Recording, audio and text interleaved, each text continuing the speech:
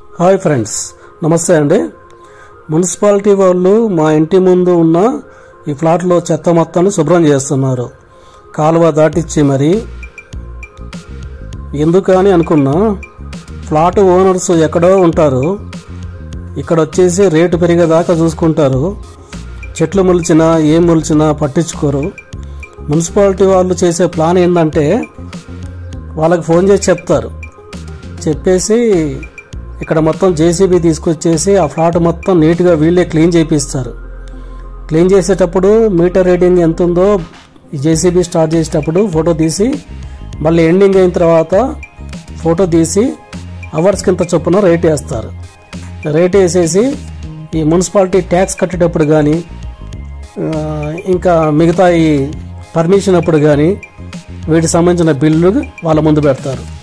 అప్పుడు తప్పని పరిస్థితిలో ఖచ్చితంగా వాళ్ళు కట్టాల్సిందే ఆ బిల్లు. లేకపోతే ఓనర్స్ వచ్చేసి వాళ్ళు వచ్చి చేయమంటే వాళ్ళని చేసుకుంటారు. వాళ్ళు గోడలు కట్టేసి కాలువలు తీసుకొని ఫ్లాట్ని అట్లా చేసి వెళ్ళిపోతారు. వాళ్ళు రేటు పెరిగేదాకా చూసుకుంటారు. ఈలోపు పక్కన చుట్టుపక్కల పరిస్థితి ఏంటి? ఎలకలు వస్తాయి, పాములు వస్తాయి, ఆ చెత్తలో దోమలు. కాబట్టి నాకు నచ్చిన విషయం ఏంటంటే, మున్సిపాలిటీ వాళ్ళు చేసే ఈ పని మాత్రం నచ్చింది.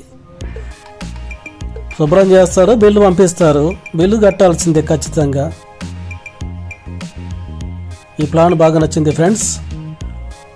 కొత్త జేసీబీతో చూడండి, మంచిగా వర్క్ శుభ్రంగా ఫ్లాట్ అంతా ఇట్లా 2-3 చేశారు మా ఇంటి పక్కన చుట్టుపక్కల.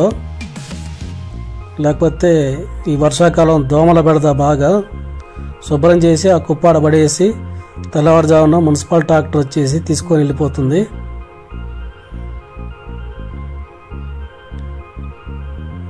పూర్తిగా చూడండి ఫ్రెండ్స్.